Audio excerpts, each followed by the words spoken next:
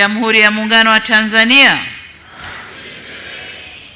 Mheshimiwa Spika, awali ya yote naomba nami uniruhusu nijielekeze kwa Mwenyezi Mungu kwa kumshukuru sana kwa rehema na kutuwezesha kuiona siku hii ya leo, kutukutanisha hapa katika ukumbi huu wa bunge lako tukufu. Nimesimama hapa mbele yenu nikiwa nimejawa na shukrani tele moyoni. Kwa niaba ya wenzangu katika utumishi wa umma, tunamshukuru Mungu kwa kuwa kazi inayofanyika inatambuliwa na kuthaminiwa na bunge hili adhimu.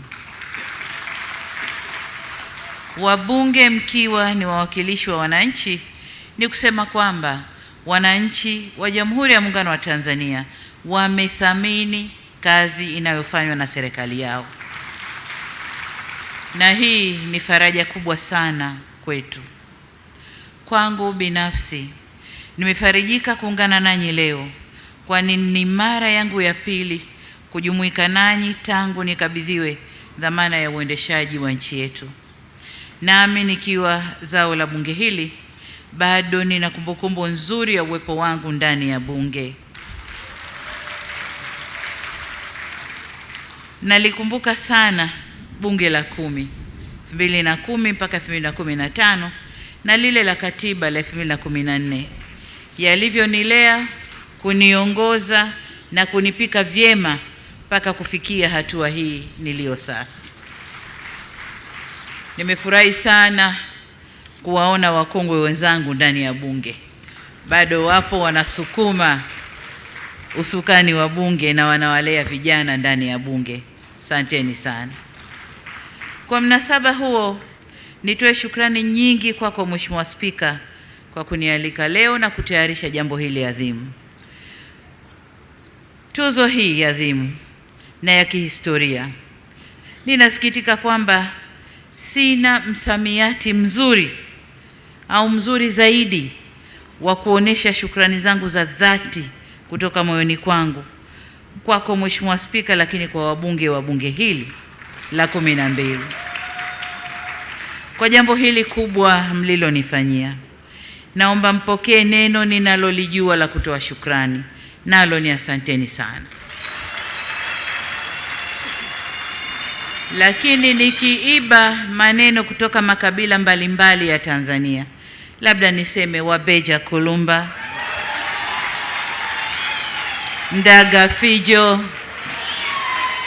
azandeni sana, Aikambe, Havachemno, Ulakoze chane, na shukrani sana. Kwa walikwa wenzangu, asanteni kwa kujumuika nami kushuhudia tukio hili adhimu. Nipongeze pia kwaya ya bunge kwa nyimbo 2 nzuri walizotuimbia hapa. Ni burudani tosha, na nimeona wabunge walivyochemshwa na jumbe mbalimbali zilizokuwa zikitoka. Tunakushukuruni sana na hongereni sana. Katika tukio hili leo nimeona mambo mawili mengine. Jambo moja ni kwamba aliyekuja kuchukua fedha baada ya kwaya ya bunge kuimba, alipoteremka kenda moja kwa moja kwa IGP, akatoa heshima zake, akageuka, kamuuliza spika, akanambia huyu ni polisi. Nikasema Nikasema nidhamu ipo. La pili nililoliona, wabunge wote waliotoka kutunza hapa, walipotoka moja kwa moja wamesalimia makamu mwenyekiti, katibu mkuu,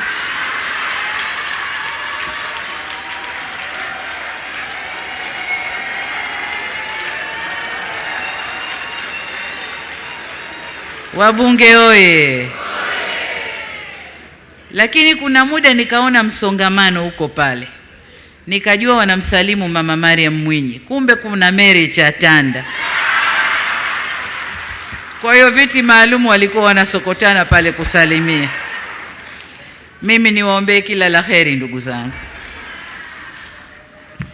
Mheshimiwa Spika, Kazi mnayoitambua leo haitokani na nguvu zangu, uhodari na maarifa ya peke yangu, bali inatokana na uwepo wa mipango mbalimbali ya maendeleo ya nchi yetu na vile vile ilani ya uchaguzi ya chama tawala, Chama cha Mapinduzi, ya mwaka 2020 hadi 2025.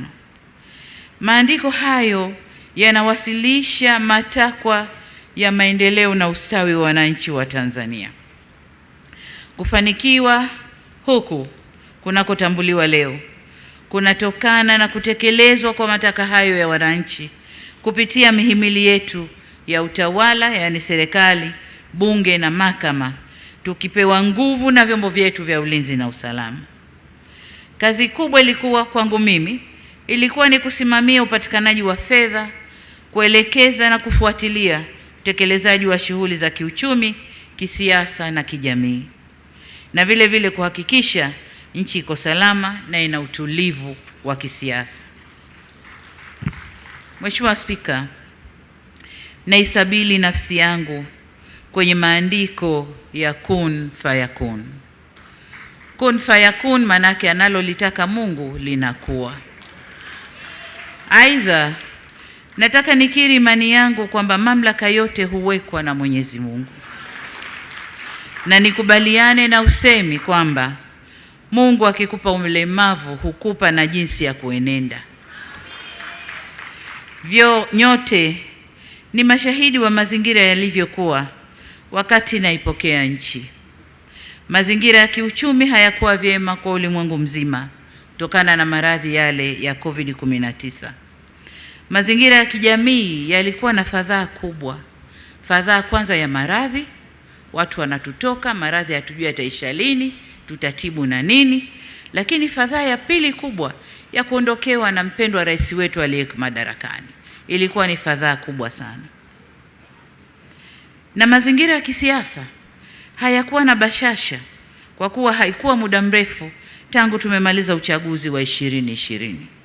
Kwa mazingira yote hayo, kwa hali yoyote ile, kwa mtazamo wa mwanadamu, mje wa kuupokea mzigo ule wa urais kwa wakati ule, kwa mazingira yale, isingefikiriwa kwamba ningekuwa mimi. Ila kwa ukuu wa katiba yetu ya Jamhuri ya Muungano wa Tanzania, hakukuwa na budi ila kukabidhi madaraka yale kwa aliyekuwa makamu wa rais. Ndugu zangu, mnaelewa minong'ono iliyokuwepo, mnaelewa shaka zilizokuwepo, lakini kama nilivyosema, Mungu akitaka linakuwa. Katika mazingira kama yale, jambo la kukimbilia ni kumhidi Mungu. Nilimwomba Mwenyezi Mungu anijalie busara na uvumilivu kama alivyomjalia Nabii Suleiman alayhi salam. Nilimwomba Mwenyezi Mungu aniongoze kama alivyoongoza manabii wake na waja wema walioyafanya mema kwa ajili ya dunia na kesho yao mbele ya Mungu.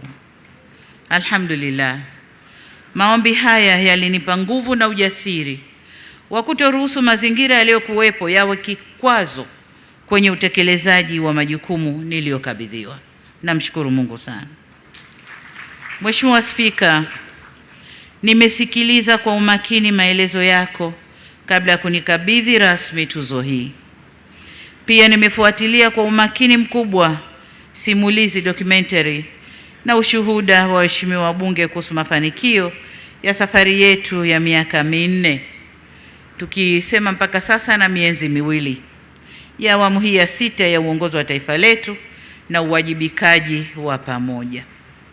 Inafurahisha sana kuwasikia wawakilishi wa wananchi mkitoa mrejesho na kuthibitisha kwamba kweli ndani ya kipindi hicho kazi kubwa imefanyika.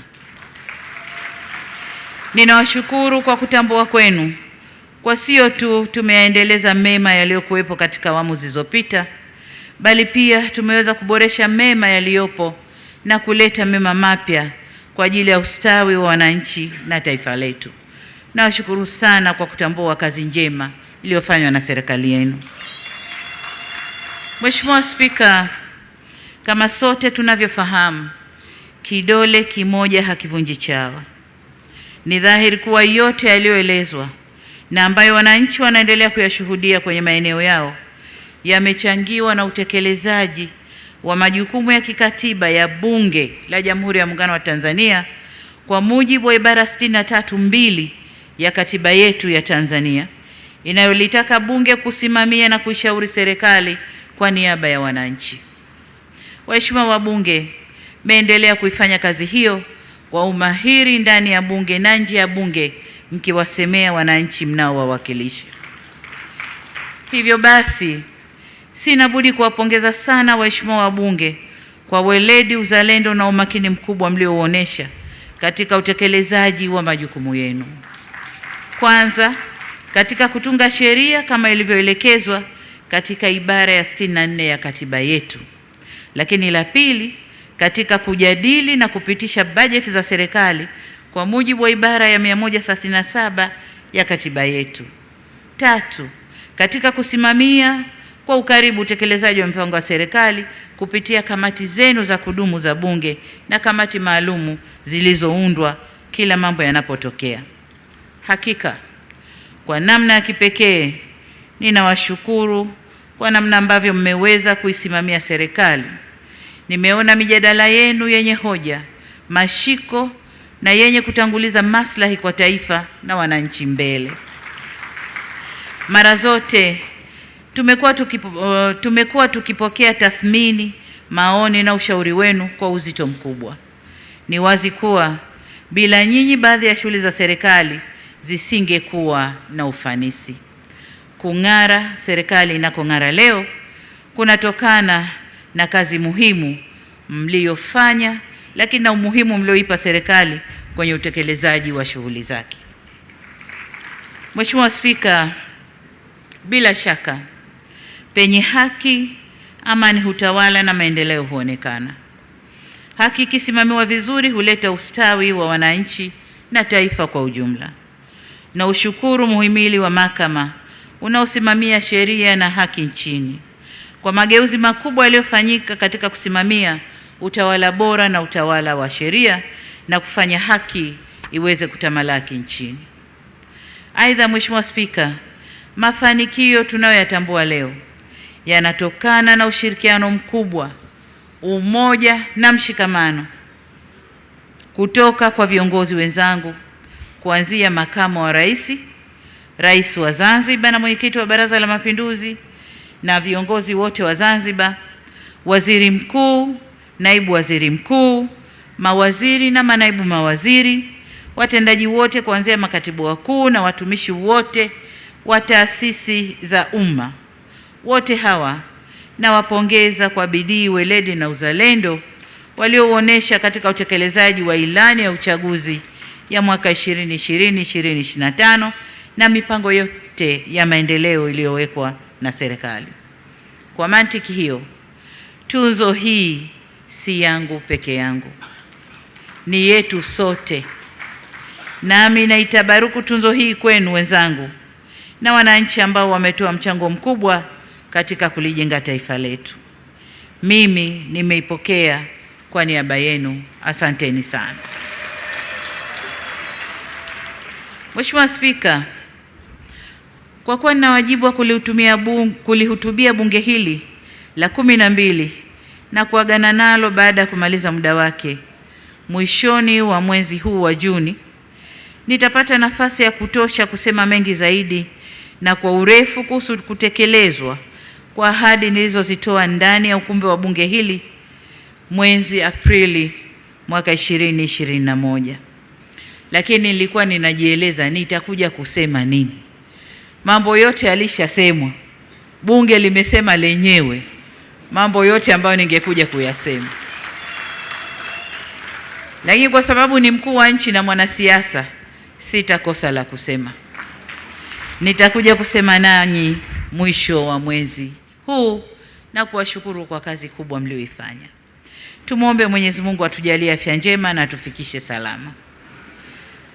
Mheshimiwa Spika, leo nimehemewa na uzito wa shukrani kwako Mheshimiwa Spika na kwa bunge letu tukufu. Ni wazi tuzo hii itakuwa alama na kumbukumbu nzuri ya kudumu katika kuitumikia nchi yangu. Nashukuru kwa mara nyingine tena. Nihitimishe kwa kurejea shukrani zangu za dhati kwako binafsi, Mheshimiwa Spika, na kwa wabunge wa bunge hili la 12 la Jamhuri ya Muungano wa Tanzania kwa heshima kubwa sana mlionipa. Nawatakia kila laheri katika ukamilishaji wa majukumu yenu, na Mwenyezi Mungu awashushie baraka zake katika chaguzi zinazotukabili mbele yetu. Mungu libariki bunge letu, Mungu ibariki Tanzania, na Mungu alibariki bara letu la Afrika. Asanteni sana kwa kunisikiliza.